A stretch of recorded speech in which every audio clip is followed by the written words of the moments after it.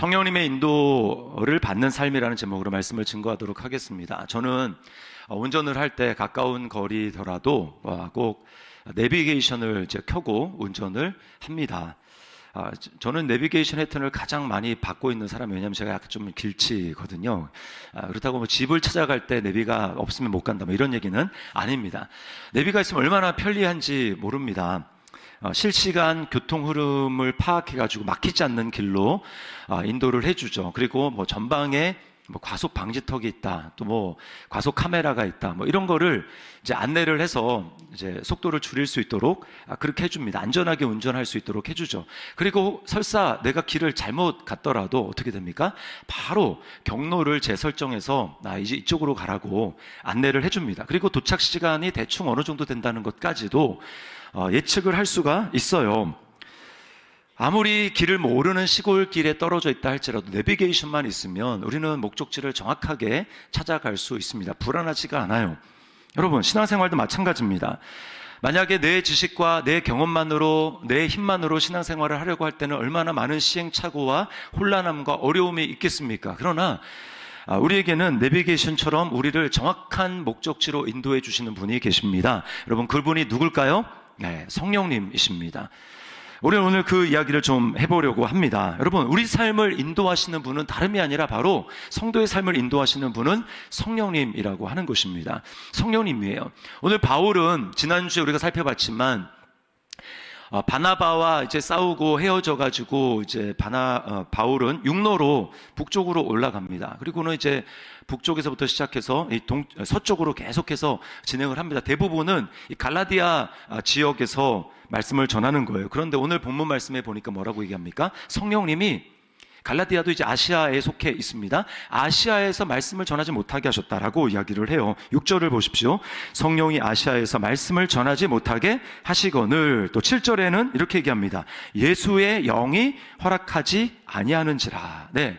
성령님이 정확하게 어떤 식으로 막으셨는지는 나와 있지 않지만 우리가 예측해 보기를 어떤 환경이 열리지 않았던 것 같아요. 갔는데 사람들이 전혀 복음을 받아들이지 않고 오히려 막 돌을 던지면서 그들을 내쫓는 그런 일이 있었던 것 같습니다. 그러니까 더 이상 이제 계속 받아들일 만한 곳으로 계속해서 이동할 수밖에 없는 거죠. 그래서 계속 서쪽으로 가다가 그러면 이제 북쪽으로 가야 되냐, 북쪽으로 가는데 거기서도 하나님이 막으시고 이제는 제일 끝인 소아시아의 제일 끝인 이 드로아라는 지역, 그 앞에는 이제 바다입니다. 에게해예요. 넘어가면 유럽으로 가는 겁니다. 그 끝까지 인도하시는 겁니다. 그리고 그 바다 끝에 있는 드로아라고 하는 지방에서 하나님은 성령을 통해서 이 바울에게 환상을 보여주시죠. 환상과 꿈은 좀 다릅니다. 환상은 이제 깨어있는 중에 기도를 하는 중에 하나님께서 보여주시는 거죠. 저 마게도냐에 있는 그 마게도냐 한 사람이 나타나가지고 건너와서 우리를 좀 도와달라고 그렇게 부탁을 하는 것입니다.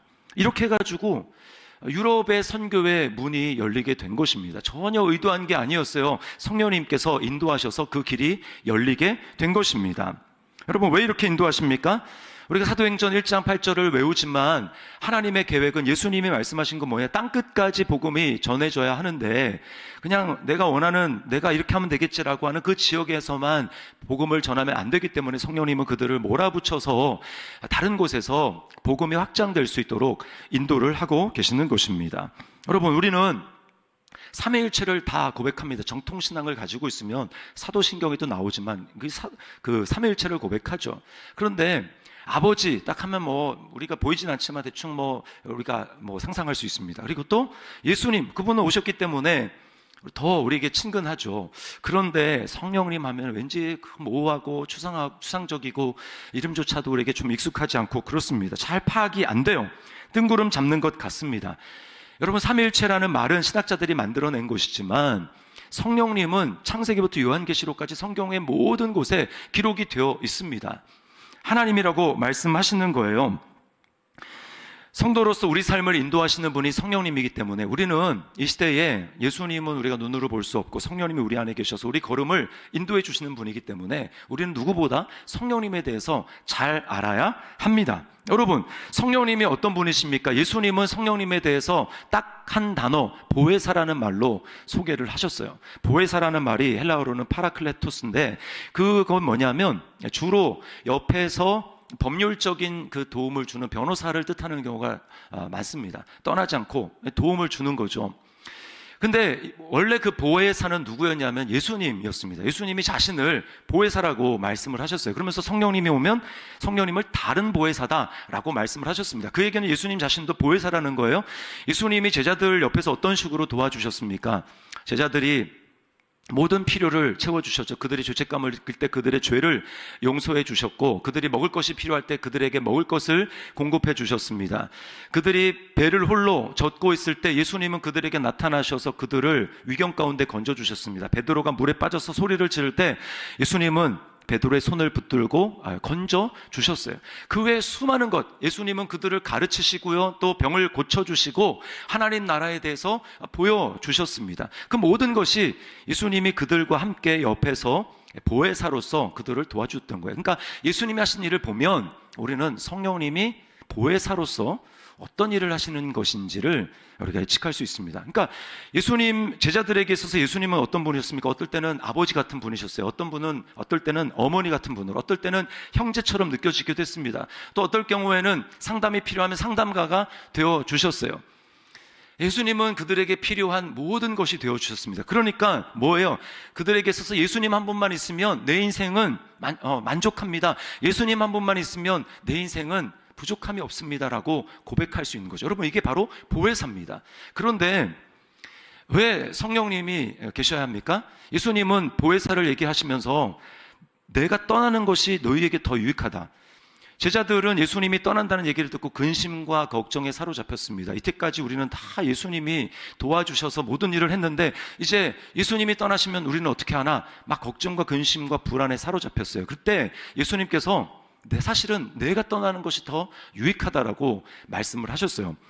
자, 요한복음 16장 7절 말씀을 우리 함께 읽어보도록 하겠습니다. 같이 한번 읽어봅니다. 시작. 그러나 내가 너희에게 실상을 말하노니 내가 떠나가는 것이 너희에게 유익이라. 내가 떠나가지 아니하면 보혜사가 너희에게로 오시지 아니할 것이요 가면 내가 그를 너희에게로 보내리니. 아멘. 자, 예수님도 보혜사인데 예수님이 떠나는 것이 왜 유익이 될까요? 그게 정말 제자들에게 진짜 유익이 될까요? 그 이유는 성령님에게는 부재중이 없기 때문입니다. 예수님은 부재중이 있었어요.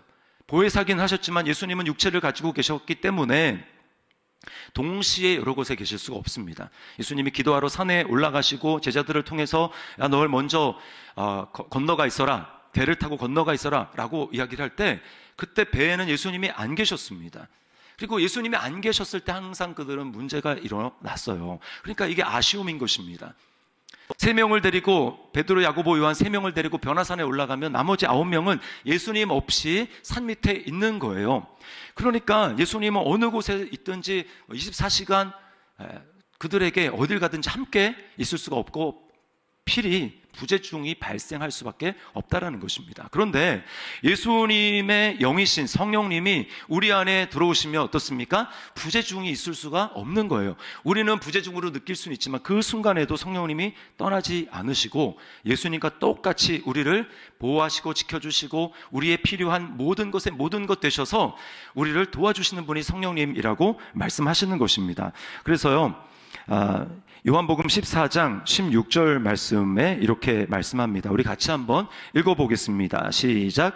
내가 아버지께 구하겠으니 그가 또 다른 보혜사를 너희에게 주사 영원토록 너희와 함께 있게 하리니. 아멘. 영원토록 너희와 함께 있게 하리니. 여러분, 지금도 성령님은 이 자리에 우리와 함께 하십니다. 여러분 믿습니까? 눈에 보이지 않지만 지금도 성령님, 우리가 아까 암송한 말씀처럼 하나님의 성령이 너희 안에 거하시는 것을 알지 못하느냐 이렇게 말씀하셨죠. 우리 안에 성령님이 계십니다. 여러분 믿습니까? 네, 떠나지 않으시는 거예요. 지금도 계십니다. 오늘 본문에서 특별히 성령님을 예수의 영이라고 그렇게 얘기해요. 예수의 영이 허락하지 아니하시는지라, 예수의 영이라고 7절에서 말씀을 하고 있습니다. 그러니까요, 성령님이 내 안에 계신다라고 하는 것은 육체로 계신 예수님은 아니지만 예수님이 육체로 계시는 그 실체는 하나님 보좌 우편에 지금 앉아 계십니다. 그리고 때가 되면 재림하실 거예요. 우리가 육체로 계신 그분의 영광을 맞이하게 될 것입니다. 눈으로 볼 거예요. 그런데 예수의 영이신 성령님은 육체가 없이 예수님의 영으로 우리 가운데 계십니다. 그러니까 사실은 바울은 이 말을 바꾸어서 써요. 그래서 우리 안에 엄밀하게 얘기하면 예수의 영이 계시는 것이지만 그것을 갈라디아서에서는 그리스도가 계신다 이렇게 얘기합니다. 네. 갑자기 갈라디아서 2장 20절 말씀이 생각이 안 나네요. 내가 그리스도와 함께 십자가에 못 박혔나니 그런즉 이제는 내가 사는 것이 아니요 오직 내 안에 그리스도께서 사시는 것이라. 네. 내 안에 성령님이 계시지만 그분이 그리스도 영, 예수의 영이기 때문에 그 말은 다른 말로 해서 예수 그리스도가 내 안에 사시는 거랑 똑같다라는 것입니다. 예수님이 아버지께로 가셔야만 성령님이 우리 안에 오실 수 있어요. 왜 그렇습니까? 그것은 예수님의 구원 사역이 십자가가 끝이 아니기 때문이에요. 예수님의 구원 사역은 어디서부터 시작됐습니까?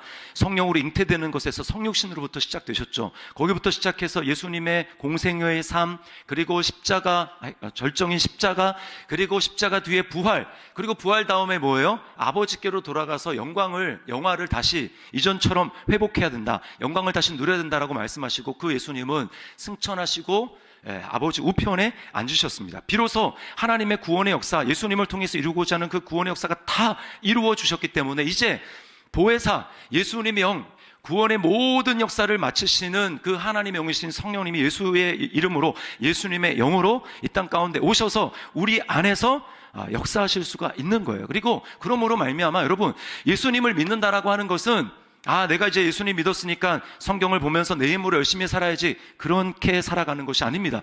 예수님을 믿었다라는 것의 최종 결론은 뭐냐? 바로 성령이에요. 예수의 영이 우리 안에 들어오셔서 그 예수의 영의 인도함을 받아서 살아가는 것입니다. 이것은 사도들에게만 해당되는 것이 아니고, 선교사님들에게 해당되는 것이 아니고, 목사들에게, 교육자들에게 해당되는 것이 아니라 예수님을 믿는, 그래서 예수님을 주로 고백한, 예수님의 영을 받은 모든 성도들에게 동일하게 역사하는 것임을 여러분 믿으시기를 바랍니다. 예수님을 믿는 최고의 혜택은 바로 성령님의 인도하심을 받는 겁니다. 하나님이 이걸 원하시는 거예요. 그래서 로마서 8장 14절 말씀은 이렇게 얘기합니다. 새 번역 성경 우리 함께 읽어보겠습니다. 시작.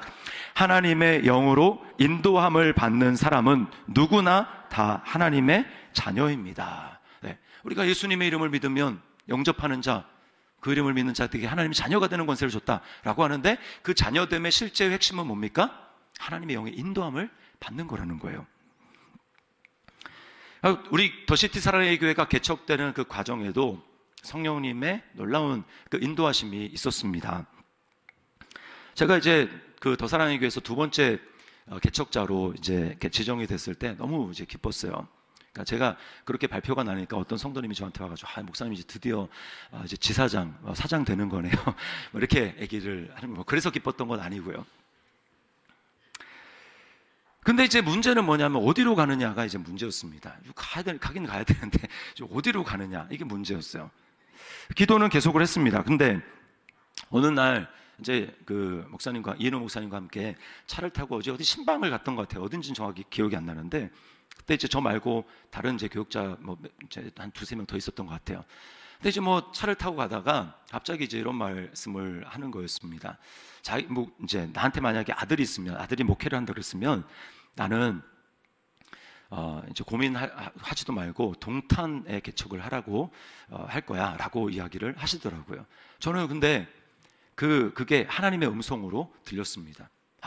하나님이 나에게 동탄에 기도하면서 하나님의 뜻을 구하고 있었는데 동탄에 개척을 하라고 하시는구나, 이렇게 하나님의 음성으로 저에게 들린 거예요.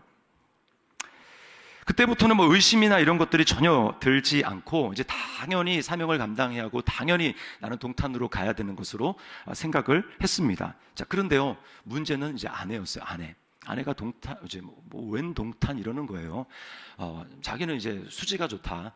수지. 거기 14년 있었고, 다 아는 사람도 다 거기 있고, 환경도 있고, 그러니까 수지가 좋다는 거예요. 그런데 여러분, 하나님의 성령의 역사는 오늘 본문에도 나오지만, 성령의 역사는요, 혼자 내가 들었다.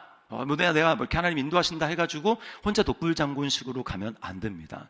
반드시 함께하는 동역자들의 이제 함께 성령 인도를 같이 받아야 돼요.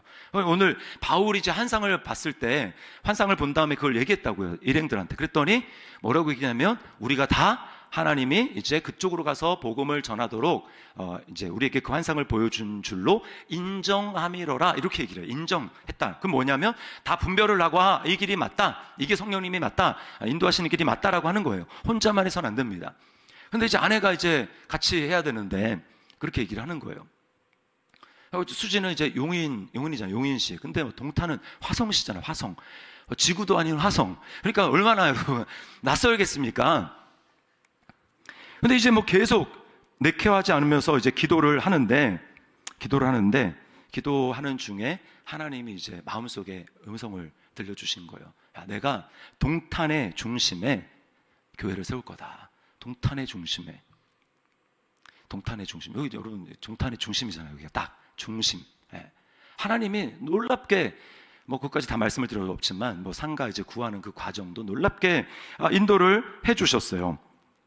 그리고 뿐만 아니고 환경적으로도 하나님이 말씀을 해주셨습니다. 저와 아내에게 이야기하는 것뿐만 아니라 환경적으로 그때 한 3일 상간에 동탄의 복음적인 교회가 너무나 필요합니다 라고 하는 이야기를 제가 다른 각각의 사람으로부터, 세 사람으로부터 들은 거야. 그 얘기가 뭘로 들으냐면 오늘 환상을 봤을 때 마게도냐 한 사람이 건너와서 우리를 도와주십시오 라고 했던 것과 똑같이 저는 하나님의 음성으로 들리는 거야. 빨리 와서 동탄에 주님의 교회를 세워주십시오, 복음적인 하나님의 온전한 복음이 선포될 수 있도록 도와주십시오 라고 하는 그 도움의 음성으로 들렸던 거예요.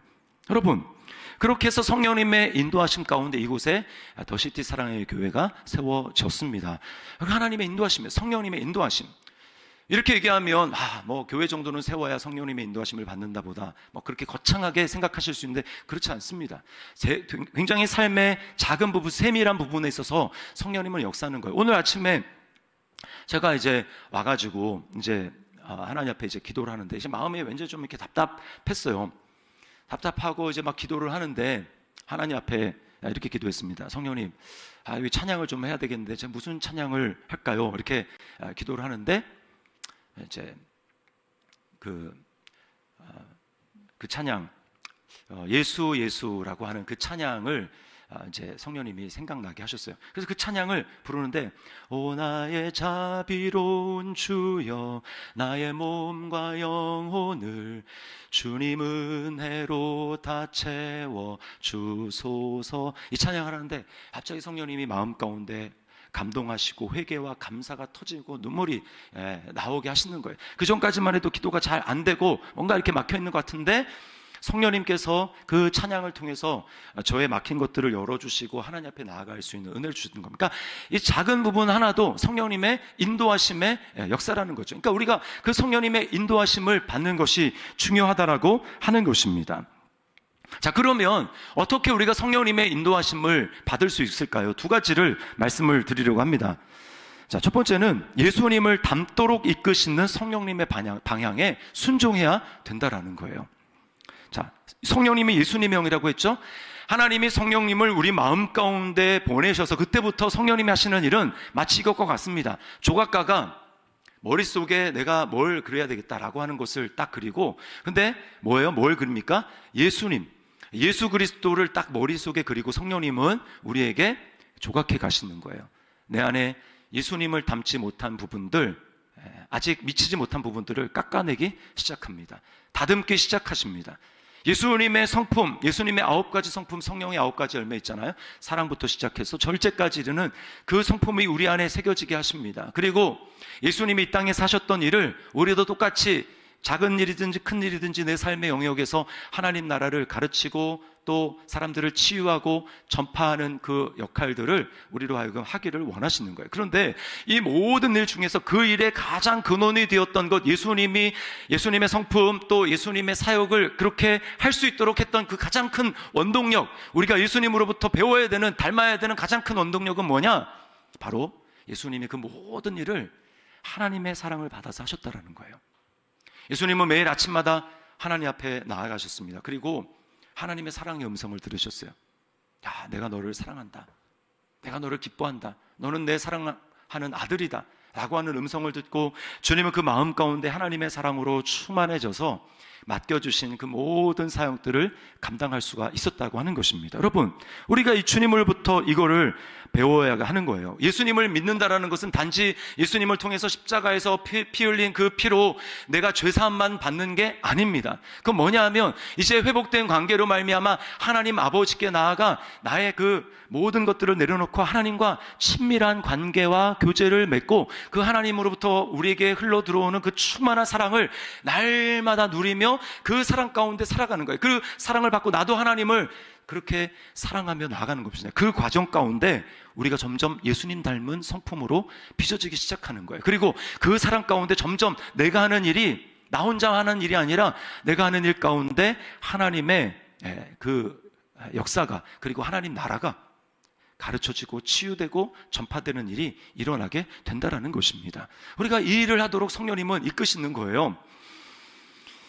이 일을 하라고 하나님이 사람을 창조하신 것입니다. 저와 여러분은 하나님의 형상으로 창조했잖아요. 하나님 닮은 것입니다. 그래서 하나님은 우리 안에 있는 하나님의 영으로 말미암아 내가 사람들을 만나서 대화 가운데 하나님의 사랑이 자연스럽게 흘러가고 그런 대화 가운데 그곳에 하나님의 사랑이 충만하게 하시는 겁니다. 그 하나님의 사랑받은 마음을 가지고 하나님이 내게 주신 재능과 그 달란트를 가지고 교회 안에서 또 교회 밖에서 일터에서 일을 하게 될 때 하나님은 나를 통해 거기서 하나님의 영광이 드러나게 하는 거예요. 딱 내가 하는 일과 내가 하는 일의 결과를 딱 보면서 사람들을 많은 사람들이 이롭게 하는 그 모습들을 보면서 사람들이 야, 하나님의 영광이 참 놀랍다, 하나님이 아름답다라고 하나님을 찬양하고 하나님께 영광을 돌리기를 하나님이 원하신다라는 것입니다. 제가 지난주에 영상 유튜브를 하나 봤는데 그게 뭐냐면 아주 시골에, 외국입니다. 시골에 폐가 완전히 뭐 쓰레기처럼 버려서 쓰레기 더미 쌓여있는 그런 다 쓰러져가는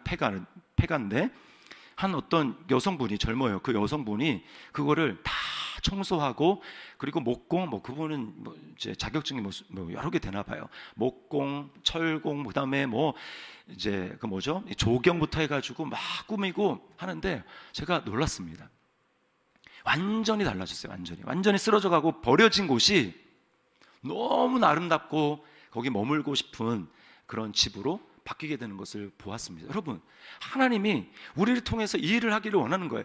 교회인 저와 여러분을 통해서 이 일을 하기를 원한 겁니다. 가정이 그렇게 되기를 원하고 내가 일하는 일터가 그렇게 되기를 원하고 그런 예수 믿는 사람들이 가는 곳곳마다 정치, 경제, 사회, 문화 모든 영역에서 그렇게 우리가 손에 닿는 그 모든 것이 하나님의 충만한 사랑을 받아가지고 하나님이 내게 주신 그 재능을 열심히 사용함으로 말미암아 그곳이 그렇게 놀라운 하나님의 손길로 아름답게 변화되며 그걸 바라보면서 이야, 정말 놀랍구나, 야, 정말 아름답구나 그러면서 사람들이 하나님의 영광을 보도록 하는 것이 바로 저와 여러분을 하나님이 창조한 이유라는 거예요. 그러나 문제가 무엇입니까? 사람이 하나님의 사랑을 오해하고 하나님의 사랑을 받아서 우리가 살아가야 되는데 그렇게 살지 않고 아담과 하와는 어땠습니까? 스스로 하나님의 사랑을 거부하고 이제 자기 사랑에 함몰되어서 하나님을 나타내는 것이 아니라 자기 자신을 나타내며 살아가는 거예요. 하나님과의 관계가 끊기자 어떻게 됩니까? 인생이 심각해집니다. 결핍에 시달립니다. 그러니까 늘 마음이 허전해요. 늘 마음이 외롭습니다. 영혼이 늘 목마르고 배고픕니다. 채워지지가 않아요. 제가 이제 중학교 1학년, 2학년 그때 뭐 강변가요제인가 그때 이제 나왔던 노래인데 유미리 씨라고 하는 가수가 이런 노래를 불렀어요. 안개 속을 걸어봐도 채워지지 않는 나의 빈가슴, 잡으려면 어느새 사라지는 젊음의 무지개요. 커피를 마셔봐도 느낄 수가 없는 최근에 이명호 씨가 이거 불렀잖아요. 나의 빈 가슴, 까만 밤을 하얗게 지새우는 젊음의 고독이여. 네. 여러분, 사실은 이게 지금 뭘 얘기를 하냐면 하나님이 고프다라는 거예요. 내 영혼은 하나님이 고픕니다. 내 영혼은 하나님이 목마릅니다. 하나님이 있어야겠습니다. 근데 이제 모르는 거죠. 어디가 어딘가 뭔가 좀 채워져야 되는데 모르는 거예요. 그러니까 하나님 아닌 다른 것을 다 채우려고 하죠. 돈으로, 성공으로, 그리고 어떤 친밀한 관계로, 인간으로, 친구로 채우려고 합니다. 그게 나쁜 거 아니잖아요. 근데 하나님이 빠지면 그게 소용이 없다니까요. C.S. 루이스가 그 하나님과 인간의 관계를 자동차와 연료로 비유를 했어요. 자동차에 연료를 넣어야 갈 수 있다. 휘발유를 넣어야 갈 수 있다. 그런데 휘발유를 넣어야 가는데 자동차에 만약에 막 물을 넣으면 고장나지 않습니까? 마찬가지인 거예요. 우리 영혼에 하나님이 있어야 정상적으로 기능하며 작동하며 살아갈 수가 있는데, 그게 아니라 하나님의 사랑이 아닌 다른 것들로 그 사랑을 채우려고 하다 보니까 인생이 망가지고, 근데 왜 망가졌는지 알지 못한 채 살아갈 수밖에 없다라는 것입니다. 여러분, 우리가 예수님을 믿으면 그것으로 끝나는 게 아니에요. 이제 삶의 모든 영역에 예수로, 하나님의 사랑으로 채워야 되는 것입니다. 이제 그냥 내 영혼에만 예수님이 있는 것이 아니라 내 삶의 모든 영역에 여기도 하나님의 사랑이 필요해, 여기도 하나님의 사랑이 필요해, 예수로 충만한 그런 삶을 살아가기를 원하시는 거예요. 그럴 때 우리가 하나님의 영광을 드러내는 삶을 살아가고 예수님을 닮아갈 수 있고, 나를 통해 예수님 하셨던 일이 나타나기 시작하는 것입니다. 그런데 이 방향을 성령님과 동조하지 않고, 성령님은 나를 계속해서 예수님을 닮는 방향으로 그렇게 이끌려고 하는데, 우리가 그 방향을 거부하고 자기 사랑에 함몰되어서 하나님의 사랑 없이도 내 스스로 내 사랑을 의지해서, 세상의 사랑을 의지해서 살아가려고 할 때 계속 성령님과 충돌하는 거예요. 그러면 성령님의 인도하심을 받을 수가 없는 것입니다. 여러분, 우리는 본성상 어떻습니까? 하나님의 사랑 안에서 하나님이 주시는 평안을 누리기보다 하나님 사랑 없이 그냥 믿었다 퉁 치고 나 믿었으니까 그러면서 매 순간 하나님의 사랑으로 살아가는 것이 아니라, 하나님의 사랑이 그 순간에, 오늘도 지금 이 순간에도 필요한데, 어제 받았던, 아니면 예전에 받았던 그 사랑을 가지고 마치 지금도 그 하나님의 사랑을 내가 누리고 있는 것처럼 착각하면서, 이제는 환경이 주는 편안함 가운데 그 편안함이 있으면 하나님이 나를 사랑하는 걸 착각해서 하나님의 사랑을 의지하지 않고 나의 방법과 나의 힘과 나를 의지해서 살아가려고 하는 것입니다. 하나님은 그것을 철저하게 거부하기를 원하세요. 너 그것 가지고 안 돼. 더 친밀한 가운데 나와야 돼. 너 나와의 더 친밀한 가운데 나의 사랑을 받아야 너 살 수 있어 라고 말씀하는 것입니다. 그러니까 여러분, 과거에 믿었던 정도는 안 되는 거예요. 더 깊이, 더 가까이, 더 주님께 나아가 주님과 더 이전과 보다 더 깊은 친밀한 하나님의 사랑을 우리가 받을 때에 우리 세상을 살아갈 수가 있는 것입니다. 여러분, 주보에 그 원종호 전사님 간증을 이제 실렸잖아요. 여러분, 그 원전사님 정도면 굉장히 훌륭한 성도예요. 객관적으로 봐도. 하나님을 사랑하고 또 선교 경험도 있고 열정도 있고 교육자고 하나님께 자신의 인생을 드리고 얼마나 여러분 훌륭합니까? 그런데 하나님은 그것보다 더 친밀함을 원하시는 거예요. 더 친밀함을. 더 주님을 닮도록 이끄시는 것입니다. 신부라면 더 친밀해야 되지 않겠냐고 말씀하시면서 우리를 더 친밀한 하나님의 사랑으로 이끌고 계시는 거죠. 그 방향으로 돌이키니까 하나님이 이걸 원하시는구나. 그 방향으로 돌이키는 어떻습니까? 그러니까 성령님을 경험하는 거예요. 성령님의 인도를 경험하는 것입니다. 두 번째, 성령님을 경험하기 위해서는 두 번째는 기도입니다. 기도. 이거 실제적인 방법이에요. 기도. 여러분, 제가 계속해서 누누이 강조하지만 성령님은 기도의 영이십니다. 구하는 자에게 성령을 주시지 않겠느냐? 그러면 뭐예요? 기도할 때 하나님의 성령께서 우리를 우리에게 성령으로 충만하게 하시고 우리를 성령으로 인도한다라는 것입니다. 바울이 환상을 본 것도, 인도함을 받은 것도 환상 뭐 그냥 자다가 받았겠습니까? 그게 아니죠. 기도 가운데 사도행전을 보십시오. 계속해서 환상이 나올 때는 기도가 따라와요. 베드로도 환상을 볼 때, 그 하늘에서 내려오는 보자기를 볼 때 그가 기도 시간에 기도하다가 환상을 본 거죠. 바울도 마찬가지입니다. 기도하는 중에 하나님의 보여주시는 환상을 본 거예요. 기도할 때 성령님의 인도하심을 경험할 수 있는 것입니다. 저와 아내도 이 동탄 지역의 인도함을 받기 위해서 기도할 때 하나님의 성령께서 우리를 인도하신 거예요. 그러니까 기도할 때 하나님께서 인도하시는 것이죠. 성령님께서 인도하시는 것입니다. 여러분, 선교사님으로부터 교육자인데, 나도 교육자인데 뭐 회개하라고 그 얘기 들으면 기분 나쁘죠. 안 좋은 생각을 하면 자기가 나를 언제 봤다고, 날 알면 얼마나 안다고, 왜 기분 나쁘네? 라고 하면서 그냥 불쾌한 가운데 있을 수도 있습니다. 근데 어떻게 한 거예요? 밤새 기도했다잖아요. 하나님 앞에. 하나님, 왜 나한테 그렇게 말씀을 하신 겁니까? 계속 묻고, 기도로 묻고 그랬더니 마침내 하나님께서 인도해 주시는 거예요. 성령님이 인도해 주시는 것입니다. 여러분, 하나님 알기 전에 우리 삶을 보십시오. 우리가 다 내 생각대로, 내 감정대로, 내 경험으로, 내 힘으로 살지 않았습니까?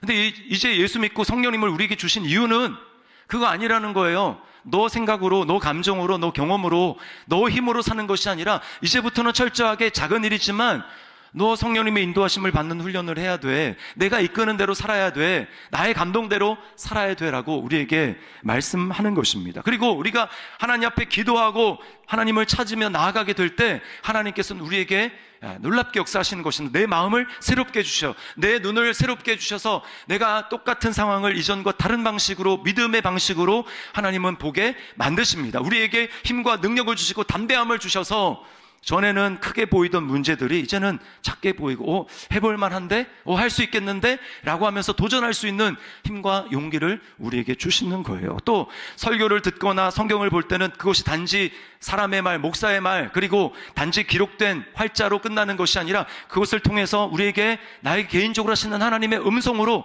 우리에게 들려주시는 것입니다. 그리고 기도할 때 때로는 내적인 감동을 주세요. 야, 저 사람을 위해서 가서 기도해줘라. 한번 전화를 해봐라. 뭐 이런 하나님 우리에게 감동을 주시는 것입니다. 그럴 때 그 인도하심에 순종하면 우리가 하나님을 경험하는 거예요. 하나님의 놀라운 은혜를 경험하는 것입니다. 그러므로 여러분, 그냥 머리로만 알겠어요, 끝나지 마십시오. 여러분, 기도 자리 가운데 나오십시오. 새벽을 깨우십시오. 함께 성도들이 모여서 기도하는 자리 가운데 나오십시오. 그러면 놀랍게 하나님이 우리를 바꾸시고 성령님의 살아계심을 경험하게 될 줄 믿습니다. 여러분, 그 사모함으로 주님 앞에 나아가시기를 바랍니다. 하나님은 여러분을 축복하실 만반의 준비를 하고 계세요. 우리가 마음을 열고 주님 앞에 나아가면 하나님 놀랍게 축복하십니다. 그리고요, 성령님의 인도함을 받는 삶은 우리를 괴롭고 슬프고 고통을 주려고 하나님이 하시는 것이 아닙니다. 성령님의 인도하심을 받는 삶의 결국은 우리 충만한 기쁨입니다. 여러분 믿습니까?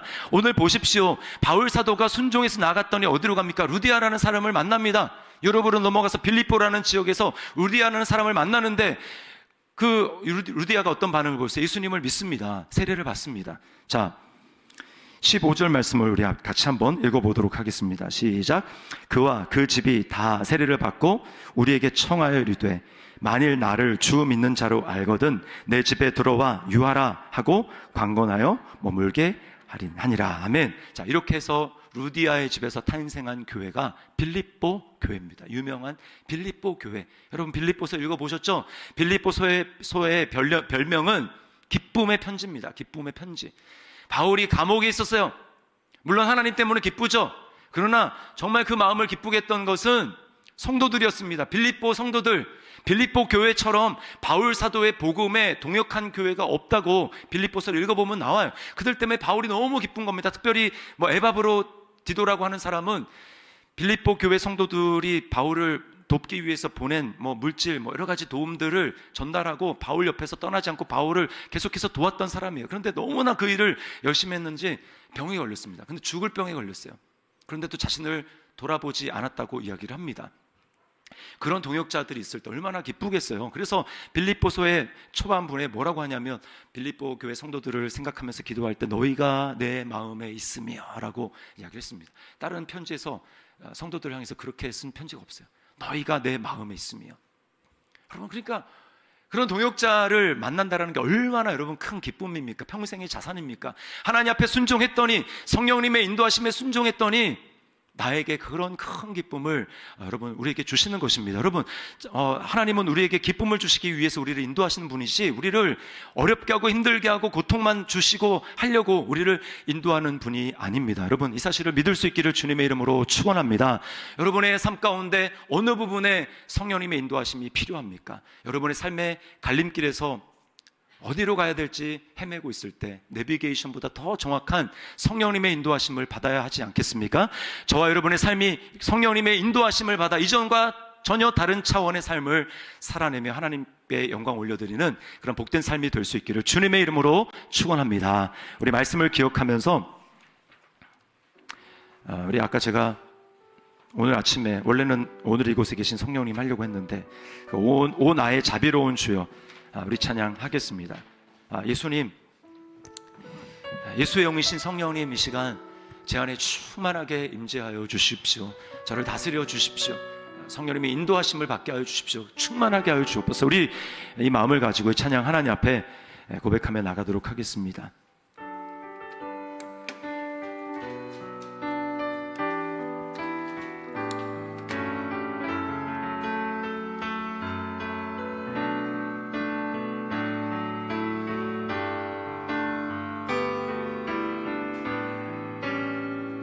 성령님을 의식하며 찬양합니다. 오 나의 자비로운 주여, 오 나의 자비로운 주여, 나의 몸과 영혼을 주님 은혜로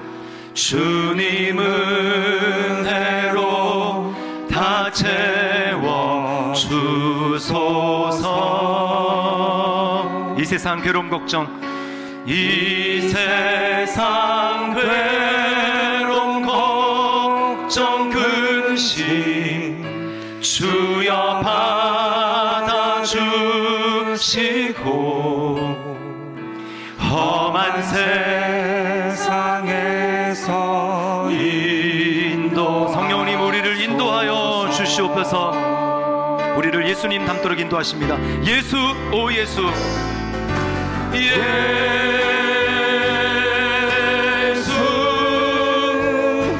오 예수님, 예수님의 영이신 성령님, 지금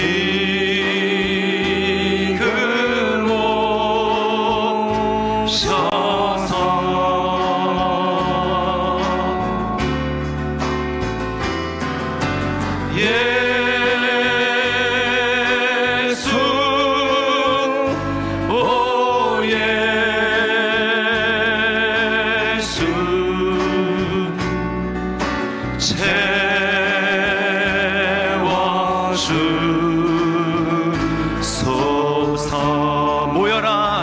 찬양하라. 모여라 주께 찬양. 나의 귀한 친구여, 나의 귀한 친구여, 주님 앞에 너, 주님 앞에 너 두 손 모으고,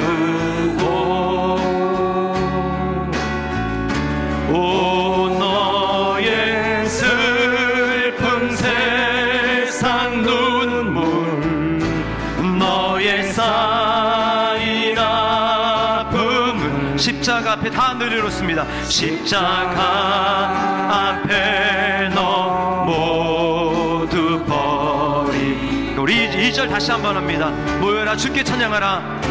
모여라 주께 주님을 찬양하며 감사합니다. 나의 귀한 친구여, 주님 앞에 너 두 손. 주님 이 시간 제가 기도하며 나아갑니다. 오 너의 슬픔 세상 눈물 너의 쌓인 아픔을 십자가 앞에 너 모두 버리고 내려놓고 우리 주님 이름 부릅니다. 예수님 오시옵소서. 예수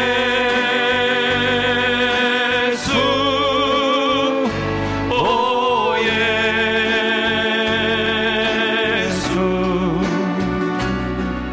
지금 오셔서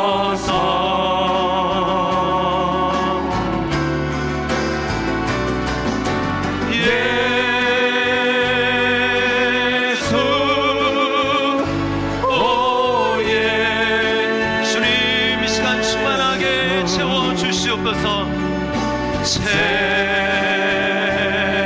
채워주 우리 다시 한번 우리 두 손을 들고 찬양할까요? 간절한 마음으로 예수 오 예수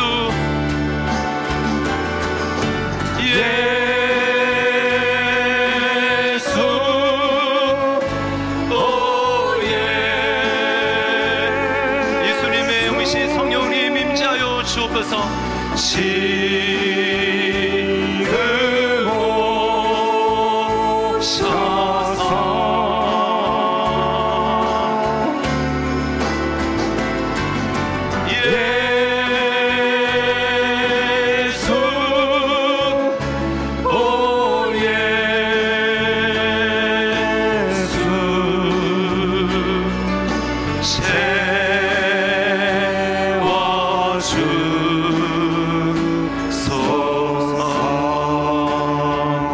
우리 시간에 간절한 마음으로 기도했으면 좋겠습니다.